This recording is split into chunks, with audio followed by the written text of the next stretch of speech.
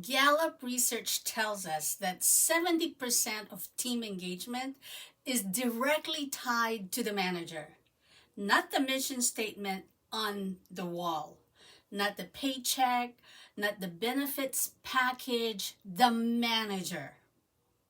Which means every hard thing you push through this season, the chaos, the self doubt, the days you held it together when you had nothing left, it didn't just change you, it changed your team.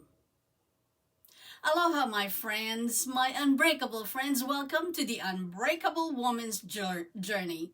I'm Jules, a coach, mentor for new and accidental clinic managers who were handed a title, a team, and exactly zero training and showed up anyway. This is season 2, episode 7, the finale. And today, I want to slow down with you. Not because the work is done, and not because leadership suddenly gets easy, but because sometimes we move so fast from one responsibility to the next that we forget to look back and recognize what has actually been formed in us. So that is what we are going to do today. Season 2 was never only about clinic management. It was about becoming. We started by naming the things so many leaders feel but cannot quite say it out loud. You stepped into this role before you felt ready. And somewhere between the title and reality, the weight got heavier than anyone warned you about. We called it accidental leadership, and naming it mattered because once you name something, you stop being controlled by it. Then we talked about the yes, the moment of willingness that felt brave and terrifying at the same time. And what happens after when the doubts move in is a whole new arena. Can I really do this? Did they choose the wrong person? We talked about the cost to keep emotionally renegotiating your own decision every time the job gets hard. And why at some point you have to stop standing at the doorway of your own leadership and step all the way in. We went into chaos, the kind that makes you feel personally responsible for everything that is not working. You've been there, right? You already do that. And we made a distinction that I think is one of the most freeing things a new leader can hear. Now, sometimes what feels like overwhelm is not, definitely not, a character flaw. Sometimes it is a structure problem. Those are two different things, and treating them the same will drain you. We told the truth about falling apart, about those days when the clinic is in full meltdown and your nervous system is right there with you going down. I shared one of my worst mornings and what I learned about the difference between reacting and responding responsibly. And why calm is a skill you can actually build. It's a muscle you can build, being calm in the middle of chaos. Then we also talked about the shift that happens before anyone gives you a certificate. The quiet internal moment when you realize you have stopped waiting for permission to lead and you start doing it. And in episode 6, we went into assignments that do not make sense at first. The ones you carry without fully understanding what they are forming in you during that time. And then until one day, you look back and you realize, wow, I can finally see it. You know, what was formed in the deep valley that you had to walk through.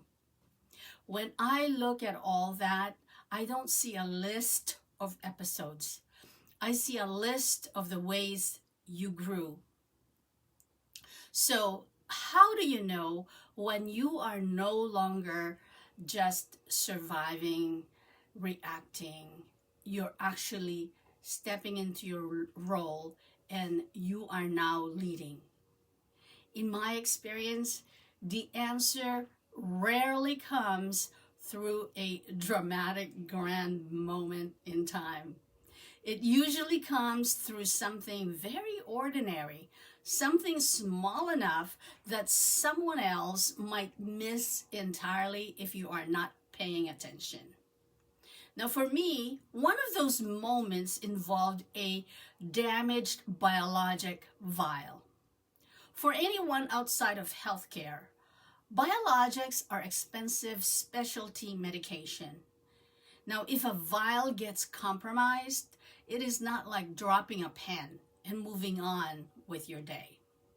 There is a documentation process, a big, long, thorough, fill out this form thing. There is a reporting process, a manufacturer communication, and a replacement request. All that goes into a form, and it's like an incident report. There's a follow-up. It is this whole thing. And years ago, if something like that ever happened in our clinic, it would have landed directly on my desk. Someone would have come to find me and explained what happened, and then I would take it from there.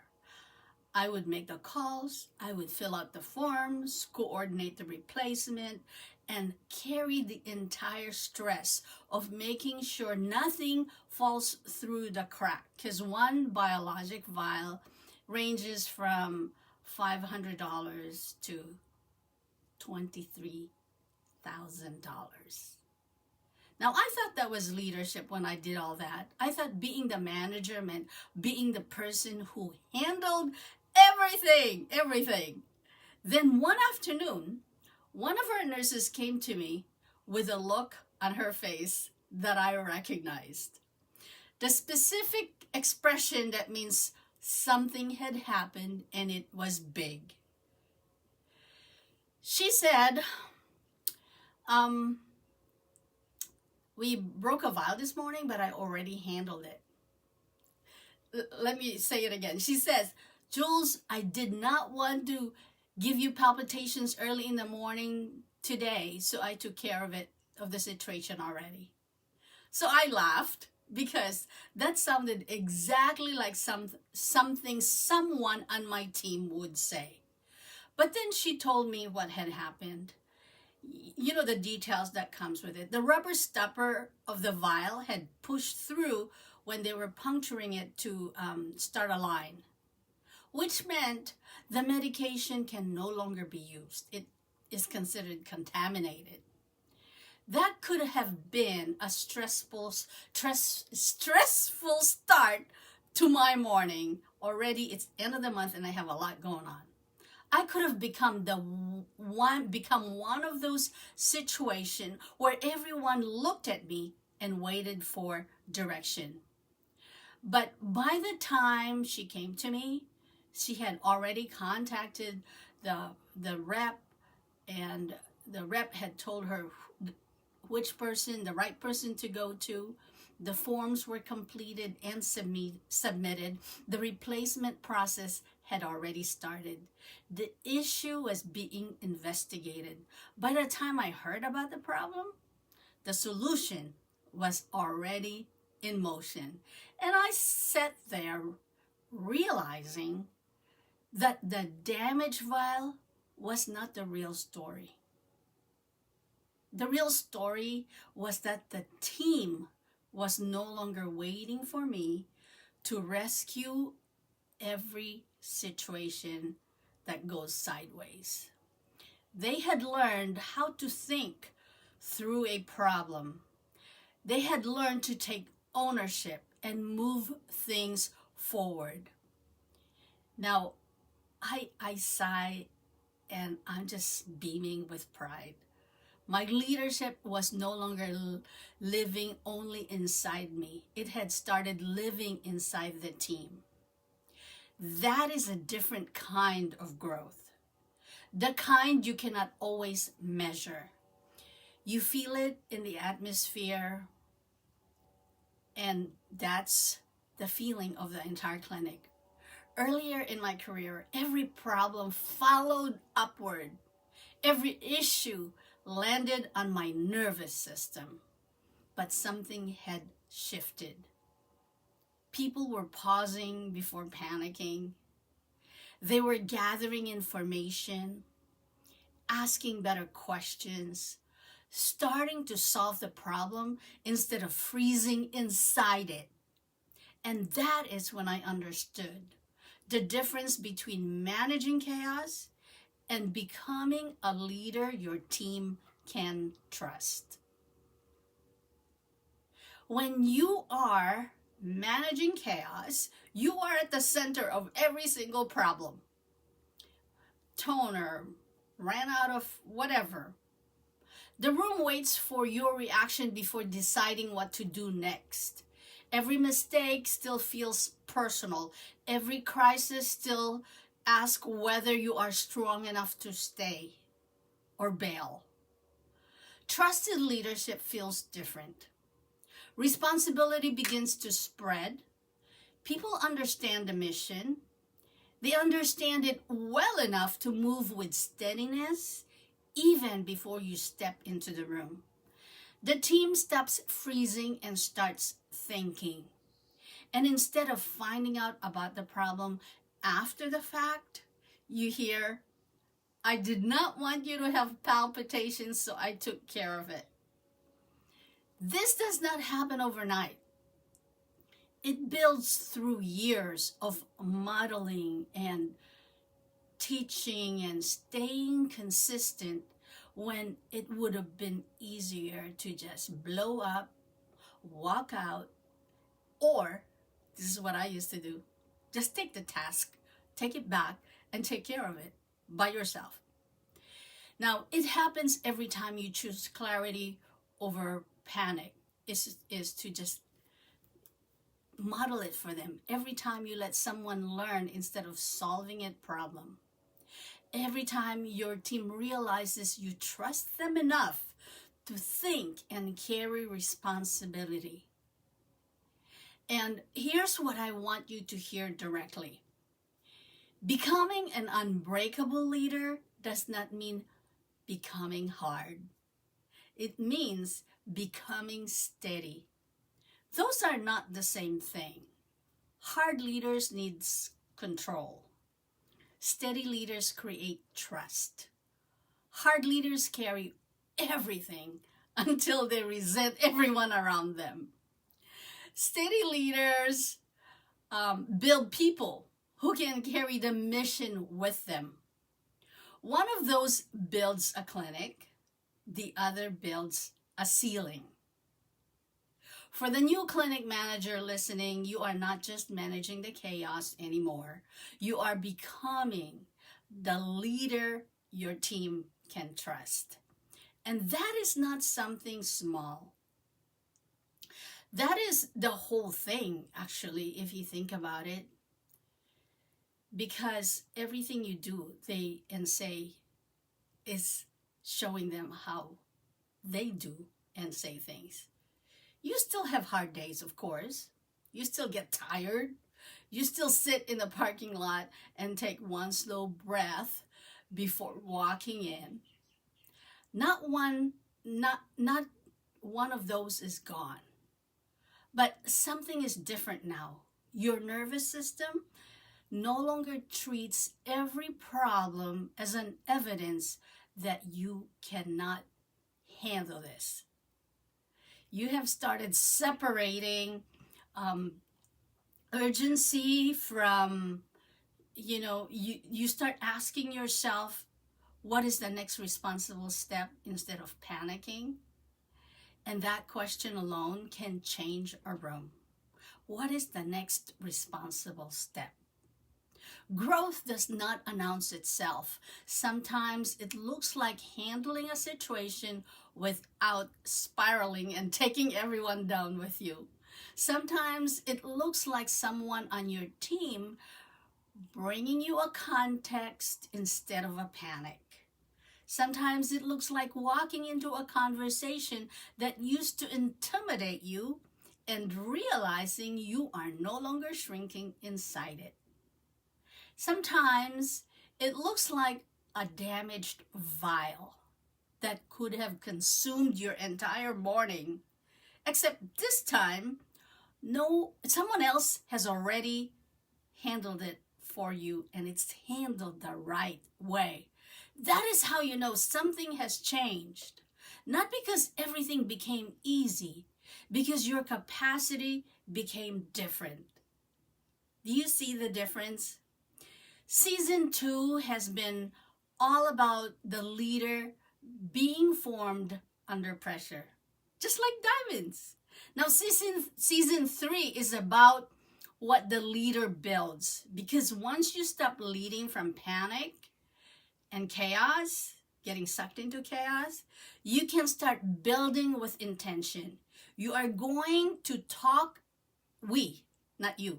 We are going to talk about the team you are shaping, the culture you are creating, the communication you are modeling, and the systems that keep the work from living inside your head. Now we're going to talk about building something that can outlast your constant supervision. No more helicopter leader. You don't hover over them, give them a task, and look it over. Not because you stopped caring, but because you have cared long enough and consistently enough to build strength into the people around you. That is where we are going in season 3. And I think you are ready for it. Because before we close, I just want to say thank you. Thank you for walking through season 2 with me. I know what it cost to keep showing up in healthcare. I know, 28 years in it. I know how much it costs to keep showing up when people are depending on you all day long.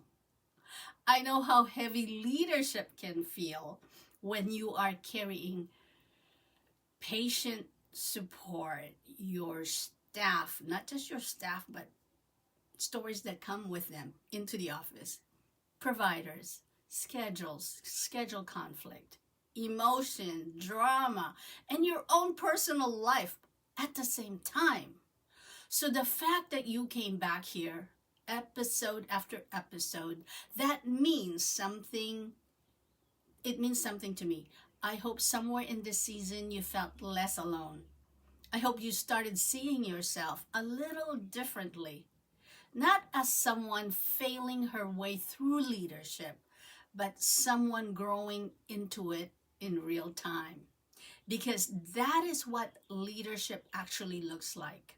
A person willing to stay in the room long enough to learn, to adapt, to care deeply, and keep moving forward. So as we close season 2, I do not want you leaving with pressure to become somebody completely different before you are ready for what comes next. A lot of you what you need is already being formed inside you through the pressure, through the mistakes, through the indifference, through the moments nobody else saw. Maybe the next season of your leadership is not about proving yourself anymore. Maybe it is about trusting that what already has been built in you is going to show up. And I said yes before I was ready. I learned under pressure. I stood when I wanted to run. And I'm not the same leader I was in the beginning of this season. I'm not the same leader I was 28 years ago. I am becoming the leader my team deserves. And I am just getting started. Thank you for letting me walk this season with you. I don't take that lightly that you showed up, listened, digested what you heard. So keep going, my friend. Until next time, stand and deliver and trust. Aloha.